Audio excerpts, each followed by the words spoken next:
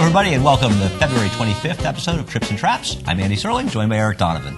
And we got 6 races to bring you in 2 segments this week. And the primary focus of this week will be around the way we think the track was playing throughout the 4-day week. Remember, we had the holiday racing on Monday, so we ran Thursday through Sunday last week. And it seemed like inside speed, place to be. Yeah, the inside was strong pretty much the whole week. And, you know, it's just tough to look at in some ways. Sometimes I watched the 2-turn races. I didn't feel like horses that lost a little ground and were outside the first turn ended up being that compromised as long as they got to the inside. But you really had to be in the inside, at least the latter part of the races. And the truth is, if you're paying attention to trips, these are the races that can be the most productive and lucrative for you in the future, because there are a lot of horses that look like they ran poorly that are going to run back and run much better when they hit a fair track. Yeah, you look for horses that made some kind of run from off the pace or did something, maybe they're a little wide or something like that, did something a little more than ordinary for them to be considered strong bet-backs the next time out. And we're going to take a look at a horse that fits that profile, I think, on February 19th. Race number 2, this is a Maiden Claiming for 3-year-olds. 6 furlongs distance here. The 3 Napkins, a first-time starter, obviously affected by the track and how he breaks. Yes, and also the 6, Don't Fight the Fed, on the outside,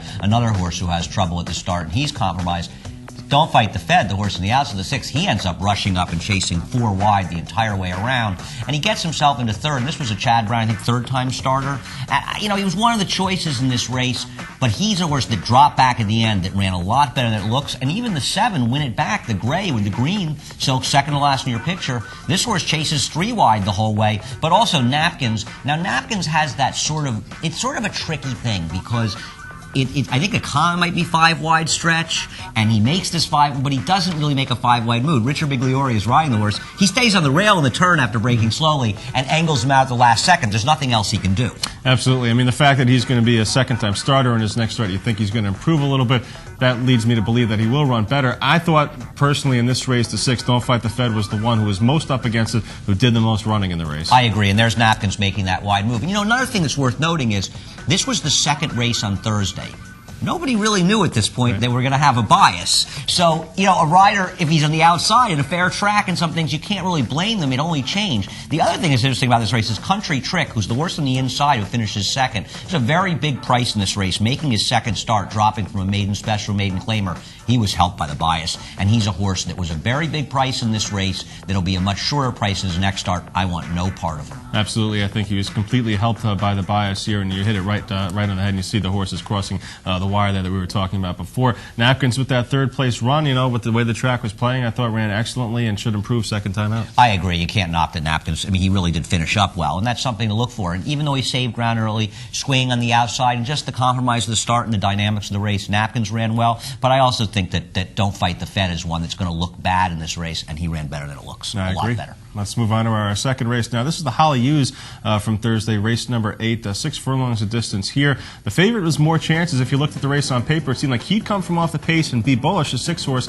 would be on the lead. It didn't turn out that way. Yeah, it was a tough race because there was no big speed on paper, but Be Bullish, you really thought he would be the speed in here. Now, Be Bullish is an interesting situation. Well, first of all, let's talk what's going on the front end.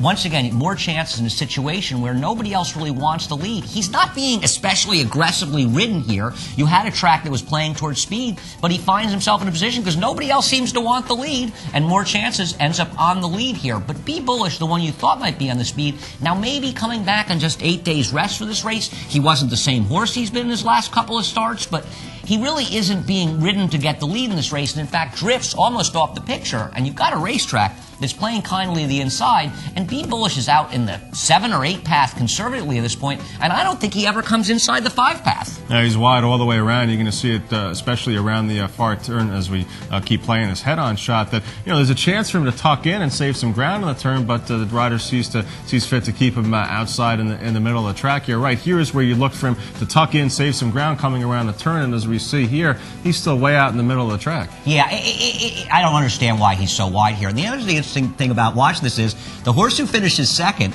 is the longest shot in the board, Executive Search. Where is he? Right on the rail behind More Chances, and that is your typical race on this kind of racetrack. And here we see turning for home, Be Bullish, swinging widest of all at the top of the stretch. More Chances enjoying that rail speed trip here. Be Bullish runs a good race in here to finish 3rd, only beaten, I guess, about 7 lengths in the end, considering he was up against it here, and the way More Chances, who was the favorite in the race, the best horse on paper, rode rode the bias and rode the advantage here. Be Bullish ran a good race here. I think next time out he's going to be tough in a spot like this. Yeah, maybe Be Bullish needs a little time. Maybe he just wasn't himself for this race. It's a curious trip that he got, but he wasn't the same horse that ran even 8 days ago. Even though he disappointed a little bit in finishing a close second in a small field, this is just not the Be Bullish we're used to seeing. On the other hand, he certainly did not get a trip that helped his chances. All right, one more race to do here, and that is the sixth race from the 21st. It's a New York bred, a 3-year-old filly maiden special weight, going 6 furlongs, and we're going to take a look at the 4. Peebo's Jet, a first-time starter from trainer Bruce Brown's barn. We see Peebo's Jet break slowly here, about 3 lengths behind the field already. Yes, Peebo's Jet is easy to see in this race, and I'm reminded that we got ourselves into another Bruce Brown, and same owners, I think, with a first-time starter, Just Dixie, that had come back at Philly Park, didn't run well, and I think had a bit of a trip actually running here last week, the similar kind. But there's no question that Peebo's Jet loses all kinds of position, already 10, 12 lengths behind here. Not in the picture in the way the track's playing all week, certainly up against it. We're going to see Peebo's Jet start to make a move on the outside. He comes back into the picture she comes back in the picture right about here in those pinkish silks toward the back of the pack, and make a good little middle move here out maybe in about the 3 or 4 path, and just the kind of move from a first-time starter that you don't really expect them to carry on and go on with it, and that's the case here with Peebo's Jet, who finishes 7th in the race. Yeah, she showed something as a firster. She showed that she can run a little bit, making this middle move, and also she did it against the grain of the track, which even upgrades her even more. Now, we're not going to finish the race up because you won't see her in the picture again. I like in a funny way.